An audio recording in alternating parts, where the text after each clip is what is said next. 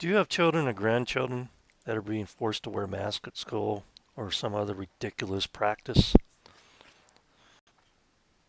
Well, I want you to know this right in here and now. Every public official that's elected by the public or appointed by somebody elected has to have a surety bond. Now, surety bonds are nothing new. These surety bonds guarantee that these people act in good faith. They have to be bonded, just like an electrician has to be bonded or a professional engineer. This tells you the step-by-step guide of how to find their security bond, send them a notice of intent to file a claim, and how to file a claim. Now, it's not as comprehensive as you think it is, and you can do this without a lawyer. You just have to find or ask for a copy of the surety bond, and then find out what they violated. So, these are state codes right here. You can look through those for your state, okay? And then there's the filing claim section. Tells you how to file against the companies or unions. Oh yeah, unions have surety bonds, or government elected officials. And then there's also the success story. This is what one single mother did in California. How one single mom saved her entire school district. A mother named Violet with a 16-year-old boy who has autism begged the school to let her son have an exemption. They refused. When forced to wear the mask, he became distraught and he harmed himself so badly he had to be hospitalized in a mental institution. Violet obtained the bond for the superintendent of her school district that was mandating the mask. Turns out the superintendent was carrying a $4 million liability per bond claim. Now, the liability is not upon your school system, it's upon the superintendent personally. These bonds are a personal responsibility of the person that gets one. So next, Violet served the superintendent with a letter of intent to file a claim against her bond if she didn't pull back the mask mandate. Admit she was wrong and resign in 5 days. The superintendent did nothing. After day 6, Violet filed the claim against her at the bond company. The very next day, we have a recording from lawyers who represent the district explaining that they have get rid of all the mask mandates.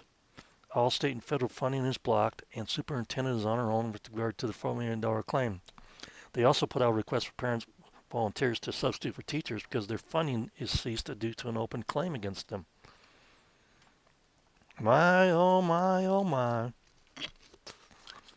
Okay, so here's the deal. These mask mandates are not law.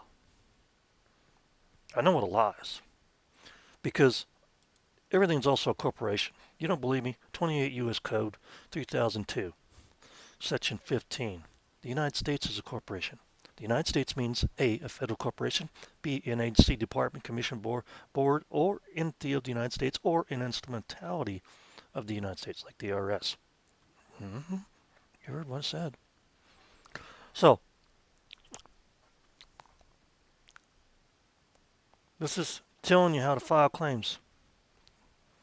Look for the website for your state to determine the law governing the public official bonds. If the public official is required to obtain a bond from a surety bond company, call the Unified office and speak with the treasurer. Find the name of the surety bond company. Call the surety bond company and ask for a certified copy of the surety bond. Be prepared to pay for a certified copy. Step 3.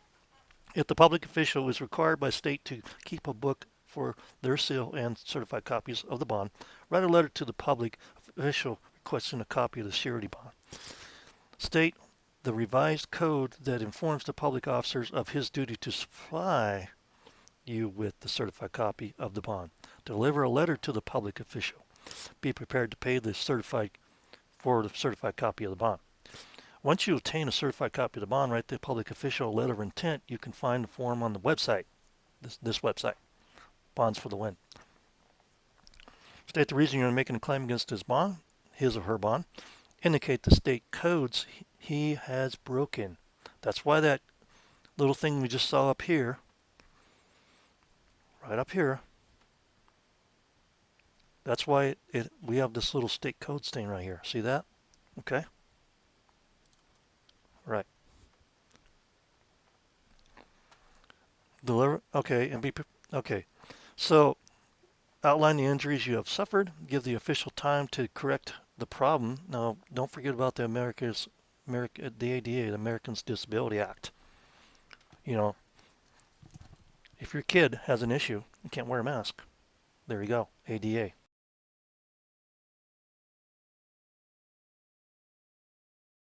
Now, if the public official does not correct the problem, like get rid of the mask mandates that have been discounted by a few governors now, file the claim against the public official's surety bond.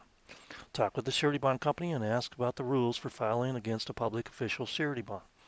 Each surety bond company is different. All the instructions the surety bond company gives you. List the revised codes that the public office has violated. List the injuries that or your family members have received. Number 5, submit the claim to the surety bond company. No, filing claims against public official surety bonds is different than filing claims against other type of surety bonds. In most cases, you only need to write a letter to the surety bond company to file your claim. And in the letter, state the revised codes that the public officer violated and how this injured you. Details are important when drafting your claim letter. Now, there's more to this now. So let's talk about the letter should indicate the amount of damages you're seeking. The amount of damages cannot exceed the amount of the surety bond. Use legal terms, negligent info, etc., etc. Your offspring is your property according to the law. You created them. Number 6, if the state requires the public official to file his bond with the state, write a letter to the state and file your claim. And the letter state the injury you or your family has received, and it could be psychological damage by making these kids wear a mask and 6 feet apart, not socializing. You get yourself a nice little psychologist to back you up with. Not legal advice, not financial advice, just telling you what I would do.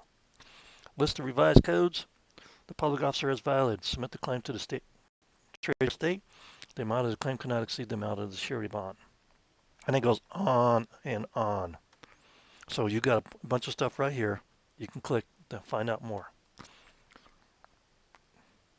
So, if you're having issues with ridiculous mandates regarding your children or grandchildren, don't go to the school board meetings and scream at them and make a big scene. Send them a letter. Tell them the laws they're violating or the public trust they're violating with a letter. If they don't follow up on that, you have the option to file a claim against their surety bond. Hope this helps everybody and helps us informative. Have a great day.